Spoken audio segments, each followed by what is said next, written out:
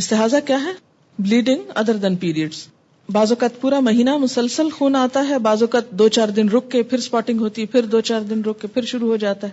تو یہ ایک بیماری کی حالت ہے. اس میں حکم حیض اور نفاس سے مختلف ہے. ایام حیض گزارنے کے بعد مستحاضہ کو غسل کر کے معمول کے مطابق نماز روزہ ادا کرنا چاہیے. مثلاً ایک خاتون کو صبح 8 بجے بلیڈنگ شروع ہوئی اور چوتھے دن 8 بجے وہ بالکل پاک ہو گئی، اور یہی اس کی عادت ہے عموماً 1-2 گھنٹے کے اوپر نیچے فرق سے. اب اس نے نہا لیا، ظہر پڑھ لی، عصر پڑھ لی، مغرب پڑھ لی، کچھ بھی نہیں تھا، بالکل صاف تھی کہ عشاء کی نماز کے وقت اس نے دیکھا کہ یلوش ڈسچارج ہے تھوڑا سا. تو اب یہ سارا دن پاک رہنے کے بعد اگر تھوڑا سا یلوش ڈسچارج نظر آتا ہے تو یہ کنسیڈر نہیں کیا جائے گا، دوبارہ نہانے کی ضرورت نہیں، نماز پڑھیں. لیکن ایک عورت ابھی پوری طرح پاک ہی نہیں ہوئی اور ابھی ڈسچارج ہو رہا ہے، ریڈ تو نہیں لیکن براؤن اور یلوش ہو رہا ہے، اور ابھی پاکی ہوئی نہیں، تو ایسے میں وہ نہائے مت جب تک کہ وہ وائٹ ڈسچارج نہ دیکھ لے. تو یہ دو مختلف باتیں، یعنی جب وائٹ ڈسچارج دیکھنا شروع کر دیں اور آپ نہا چکے اور ایک دن کے بعد پھر آپ یلوش دیکھیں تو کنسیڈر نہ کریں. لیکن ابھی وائٹ ہوا ہی نہیں شروع اور یلوش کنٹینیو کر رہا ہے، تو جب تک وائٹ نہ آ جائے تو آپ نہائیں گے نہیں. سمجھ گئے یہ بات؟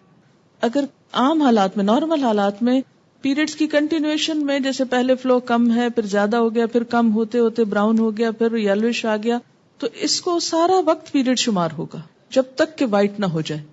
لیکن اگر ایک دفعہ وائٹ ہونے کے بعد 1-2 دن کے پھر تھوڑا بہت یلوش یا براؤنش ہوتا ہے تو اس کو کنسیڈر نہیں کیا جائے گا. پیریڈ سے پہلے جو ڈسچارج ہوتا ہے اس کے لیے کیا رولز ہوں گے؟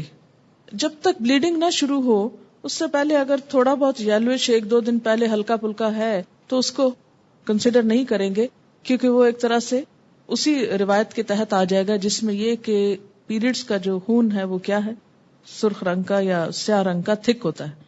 لیکن اگر مثلا اس میں 2-3 گھنٹے کا فرق ہے، تھوڑا سا ڈسچارج شروع ہو گیا پھر اس کے بعد ریڈش شروع ہوا تو وہ ڈسچارج بھی پیریڈ میں کنسیڈر ہوگا. لیکن اگر 2-3 دن پہلے، ہفتہ پہلے ایسی کوئی چیز شروع ہو جاتی تو وہ نہیں.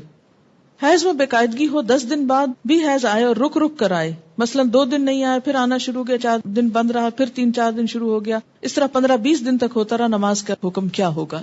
یہ بڑا اہم مسئلہ ہے جو عام طور پر مینوپاز شروع ہونے کے بعد خواتین کو پیش آتا ہے. ٹھیک، اس میں کیا ہوگا؟ پھر وہی استحاضہ والی حدیث سامنے رکھی جائے گی کہ جن دنوں میں پیریڈز کی بلیڈنگ جیسا خون نکلے اور پچھلی عادت کے مطابق ہو ان دنوں کو پیریڈز شمار کیا جائے گا اور باقی دنوں کو استحاضہ شمار کیا جائے گا، کیونکہ کوئی حیض 15 دن تک جاری نہیں رہتا. جس خاتون کے ایام حیض معلوم نہ ہو اور جس کے حیض اور استحاضہ کے خون میں رنگ کا فرق بھی نہ پایا جاتا، اسے پہلی دفعہ حیض کے دنوں کو سامنے رکھتے ہوئے ہر مہینے کے اس دن سے حیض کی ابتدا شمار کرنا چاہیے جس دن پہلی مرتبہ حیض آیا تھا. مثلا کسی خاتون کو پہلی دفعہ مہینے کے 7ویں دن حیض آنا شروع ہوا تو اسے حیض اور استحاضہ میں فرق کرنے کے لیے 7ویں دن سے حیض کے احکام پر عمل شروع کرنا چاہیے. مذکورہ مستحاضہ کو اپنے جیسی خواتین، اپنے ملک، علاقے، عمر، اپنے جتنے بچوں والی خواتین کی عادت کو سامنے رکھتے ہوئے مدت حیض کا تعین 6 یا 7 دن شمار کرنے کے بعد استحاضہ کے حکم پر عمل کرنا چاہیے. یعنی پھر دوسری پاس والی خاندان کی رشتہ دار عورتوں کی عادت کو دیکھا جائے گا جس کو پہلی دفعہ سے یہ بیماری شروع ہوئی ہو. جس خاتون کو استحاضہ سے پہلے ایام حیض معلوم ہو، یعنی ہر ماہ کس تاریخ کو شروع ہوتے ہیں اور کتنے دن رہتے ہیں، اسے گزشتہ عادت کے مطابق حیض کے ایام شمار کر کے باقی ایام کو استحاضہ کے ایام شمار کرنا چاہیے اور اس مدت میں استحاضہ کے حکم پر عمل کرنا چاہیے.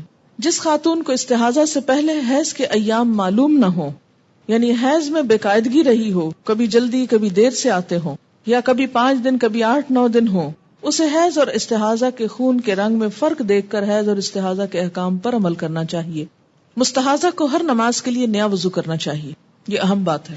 مستحاضہ غسل کرنے کے بعد تمام عبادات معمول کے مطابق ادا کر سکتی. حضرت عائشہ رضی اللہ تعالی عنہا فرماتی ہیں کہ نبی اکرم صلی اللہ علیہ وسلم کے ساتھ آپ کی ایک زوجہ حالت استحاضہ کے باوجود اعتکاف کیا کرتی تھی. اسے بخاری نے روایت کیا ہے.